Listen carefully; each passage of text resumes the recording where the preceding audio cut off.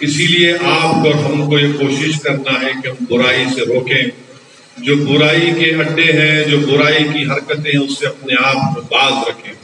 اور آج کے جلسے کا عنوان ہے کہ قتل۔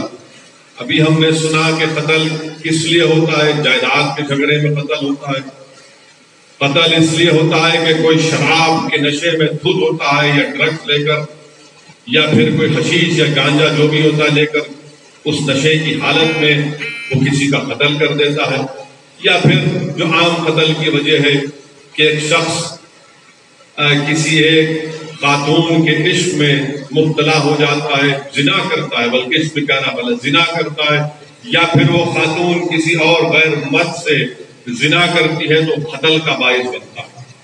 ابھی ہم نے آپ نے سنا کہ ٹپو چبوترا پولیس اسٹیشن کے لمٹ میں اولاد نے اپنے ایک ضعیف باپ کو راڈ سے مار کر ان کا قتل کر دیا، راڈ سے مار کر ان کا قتل کر دیا۔ آپ اور ہم نے سنا کہ مہدی پٹنم سے آگے ایک ہماری بہن جو وکیل ہے، ان کے سگے بھائیوں نے اپنی بہن کا قتل کر دیا جائیداد کے جھگڑے کے اوپر۔ یہی مصری گنج میں کالا پتھر پولیس اسٹیشن کے لمٹس میں دو نوجوان بلکہ ان کے باپ بھی مل کر کسی کے گھر پر جا کر حملہ کرتے ہیں، وہ اس لیے کہ وہ بچی نے انکار کر دیا کہ میں تم سے بات نہیں کروں گی، حیادار تھی۔ تو اس لڑکے کو، اس کی انا کو، بلکہ اس کی شیطانیت کو ٹھیس پہنچی۔ وہ جب گھر میں جاتا ہے تو بچی کا بھائی روکتا ہے تو اس کو قتل کر دیتے ہیں۔ اس کے معصوم تین بچے چھوٹے یتیم ہو گئے تھے۔ کئی واقعات۔ کشن باغ کے پاس ایک بھائیوں نے مل کر روکا اس لڑکے کو کہ تمہاری بہن کو نہیں چھیڑنا، تو یہ شخص اپنی بہادری کو اپنا ظلم کرتا ہے اور چاقو مارتا ہے دو لوگوں کو۔ میرے عزیز دوستوں اور بزرگوں، یاد رکھیے اللہ سبحانہ و تعالیٰ قرآن کریم میں، بلکہ علماء کی موجودگی میں گستاخی کر رہا ہوں، سورہ نساء کی آیات مجھے یاد آ رہی کہ اللہ سبحانہ و تعالیٰ فرماتے ہیں کہ جو کسی انسان کا قتل کرتا ہے وہ جہنم میں رہے گا، اللہ اس پر لعنت بھیجتا ہے، اللہ اس پر بہت بڑا عذاب اس پر نازل کرتا ہے۔ اور قیامت کے دن سب سے پہلے اگر کسی کا حساب کتاب ہوگا تو ناحق قتل کرنے کا ہوگا۔ قیامت کے دن اگر حساب کتاب تو سب کو گزرنا ہے، ان لوگوں کا حق ہوگا جو ناحق کسی کا قتل کرتے ہیں۔ اور حدیث شریف میں آیا، بلکہ بخاری شریف کی حدیث ہے کہ جو ایک آدھی کلمے کے برابر کسی اور شخص کا ساتھ دیتا ہے قتل کرنے کے لیے، تو اللہ کے رسول صلی اللہ علیہ وسلم نے فرمایا کہ وہ حشر کے میدان میں ایسا آئے گا کہ اس کی پیشانی پر لکھا ہوگا کہ میں اللہ کی رحمت سے مایوس ہوں۔ تو یاد رکھیے، اور حدیث شریف میں یہ بھی آیا کہ جس کو یہ لوگ قتل کرتے ہیں وہ اسی حالت میں اللہ کے عرش کے سامنے آ کر کہے گا کہ یا اللہ اب تو مجھ سے انصاف کر، اب تو مجھ سے انصاف کر۔ یاد رکھو یہ دنیا فانی ہے، یہاں بڑے بڑے لوگ آئے چلے گئے اور آتے رہیں گے اور جاتے رہیں گے، مگر ہمارا تو ایمان یہ ہے کہ ہم جب مریں گے تو دوبارہ اٹھائے جائیں گے۔ نیکی اور بدی کا حساب گناہوں کا اللہ کرے گا۔ تو جو لوگ یہ قتل جیسی گناہ کبیرہ ہے، علماء بتائیں گے آپ کو قتل دین اسلام میں گناہ کبیرہ، بلکہ حدیث شریف میں آیا کہ شرک کے بعد سب سے بڑا گناہ اگر کوئی ہے تو قتل ہے۔ شرک کے بعد سب سے بڑا گناہ اگر ہے تو قتل ہے۔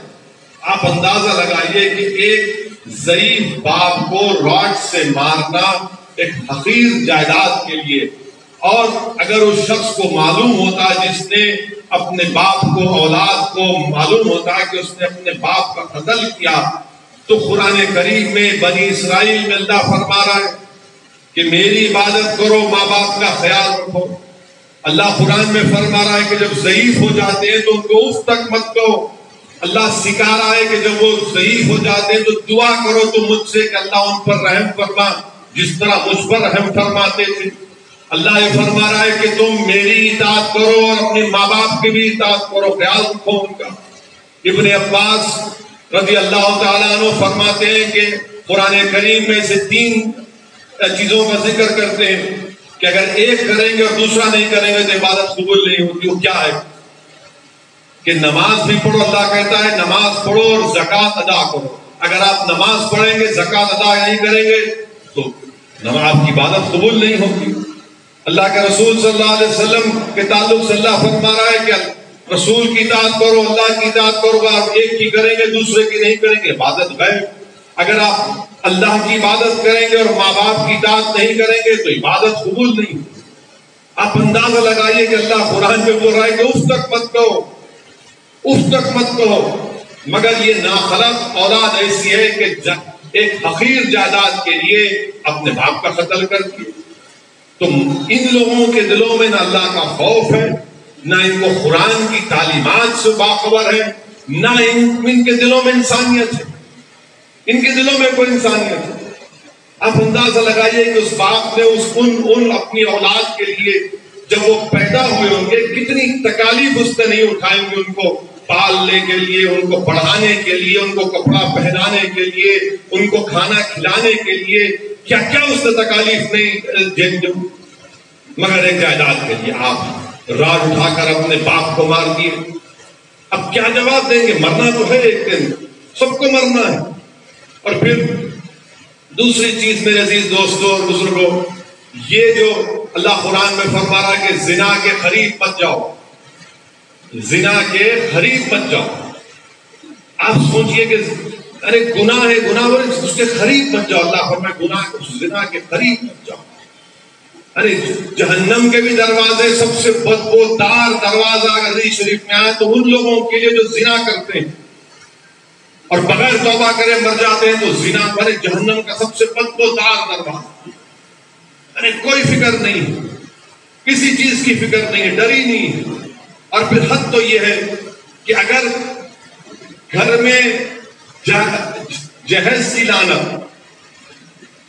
گھر میں بہو پر ظلم، بہن کی شادی نہیں ہو رہی ہے جہیز کی لعنت کی وجہ سے، اور باہر نکل کے دیکھتے ہیں کہ ہاں ہماری برقعے میں بچی ہے، کیسا اس کے ساتھ جاری، یہ عجیب مزاج ہے، گھر کی فکر نہیں ہے۔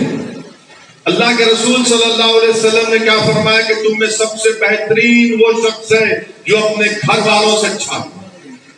گھر کی فکر کرو، کبھی گھر کی تو فکر کرو